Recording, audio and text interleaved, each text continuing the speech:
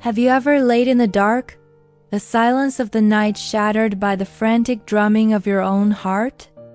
Have you ever felt the weight of tomorrow pressing down so heavily on your chest that it becomes hard to breathe? A world where fear was a constant companion and anxiety, a suffocating blanket. That was my world. But not anymore. My name is Elara, and I'm 28. For a long time, peace felt like a distant memory, a land I could no longer find my way back to. I remember one night so vividly, the soft glow of the moonlight filtering through my window, tracing patterns on the wall, while inside me a storm was raging. My thoughts raced, a tangled web of what-ifs and I can'ts.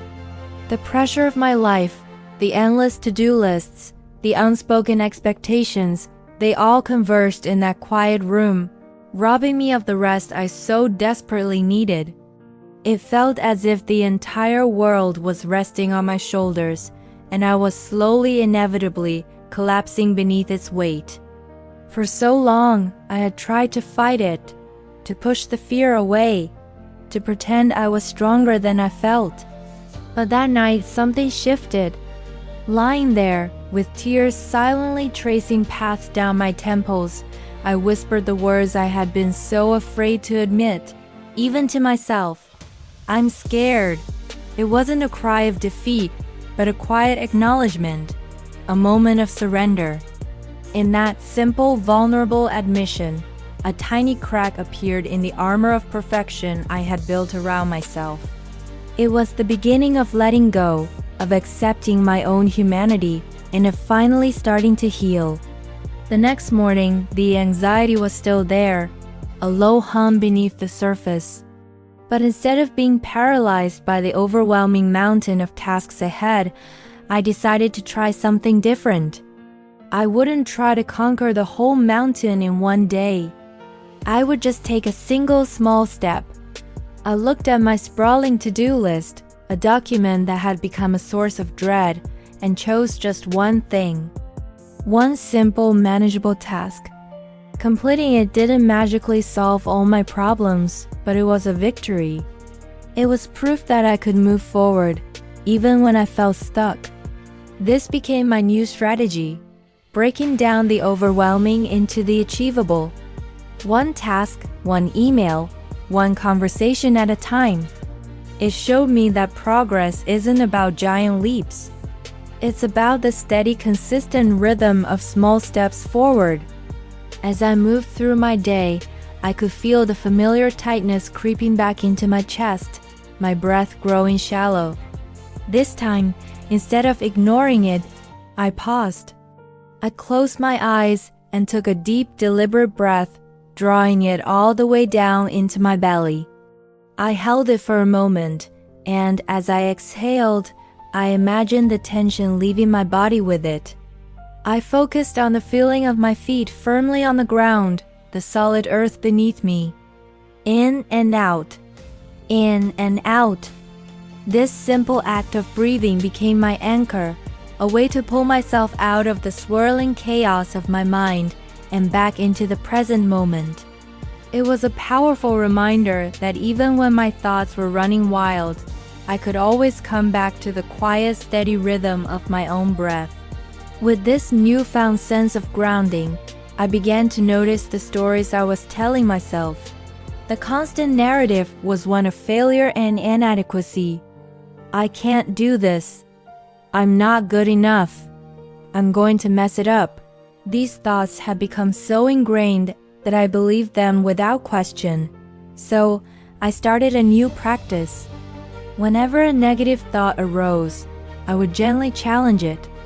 I would close my eyes and visualize what success would feel like, not a grand, flawless victory, but the quiet satisfaction of simply trying. I started replacing the harsh criticisms with gentle affirmations. I am doing my best. I am capable. I am enough right here, right now. It felt strange at first, like a language my mind wasn't used to speaking. But slowly this shift in perspective began to rewire my brain. empowering me to challenge the self-doubt that had held me captive for so long. One afternoon, feeling the familiar wave of exhaustion wash over me, I realized something crucial. I had been treating self-care as a reward, something to be earned only after I had checked off every item on my list. But that day, I saw it for what it truly was, a necessity. I walked to the kitchen, the sunlight warming the wooden floor, and mindfully prepared myself a cup of chamomile tea. I watched the steam curl into the air, felt the warmth of the mug in my hands, and for a few minutes I did nothing but sit and breathe. It wasn't a luxury, it was medicine. It was a quiet moment of kindness to myself, a reaffirmation that my well-being mattered. This simple act of taking a break, of allowing myself a moment of peace, became an integral part of my toolkit for managing anxiety. With this growing sense of self-compassion came another profound realization. The immense pressure I felt was largely self-imposed. I was clinging to an impossible standard of perfectionism, believing that anything less than flawless was a failure. The weight I was carrying wasn't the world's. It was the weight of my own expectations. In a moment of clarity, I made a conscious decision to let it go, to embrace good enough, to accept my imperfections and see them not as flaws, but as part of my humanity. As I made this choice, I felt a literal weight lift from my shoulders, a sense of freedom I hadn't experienced in years. The barrier of perfectionism, which had for so long kept me from moving forward, began to crumble. But perhaps the most significant step I took on this journey was realizing I didn't have to walk it alone. For so long, I had hidden my struggles, believing they were a burden I had to carry in silence. That afternoon, after my cup of tea, I picked up my phone and called a friend. My voice trembled as I spoke, laying bare the fears I had kept locked away.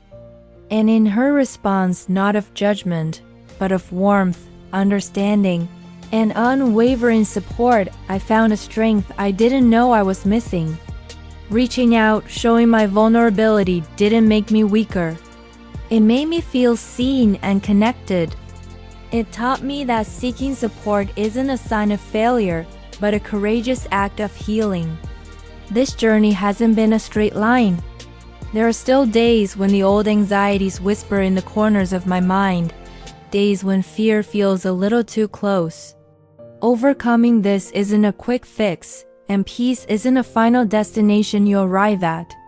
It's a continuous process, a daily practice of choosing to trust myself, even when the path forward is unclear. I've learned to trust that change is happening, even when it's too subtle to see, and that every small step, every deep breath, every moment of self-kindness is weaving a new story. Today, my life isn't free from challenges, but I feel more in control. The anxiety still exists, but it no longer defines me. It is no longer the storm. It is just a passing cloud in a much larger sky.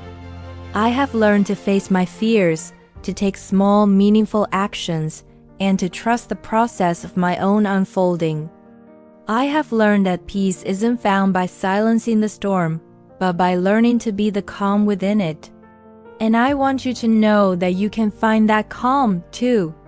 You can take control, one small step, one deep breath at a time.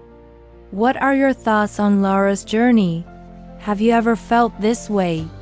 Share your own experiences with fear and anxiety in the comments below. Your story could be the light someone else needs to see. And if this story resonated with you, please subscribe and hit the notification bell for more stories that inspire, uplift, and help you navigate life's challenges. This is Life's Whispered Moments. Until next time, cherish the sparks that light your heart and brighten your journey.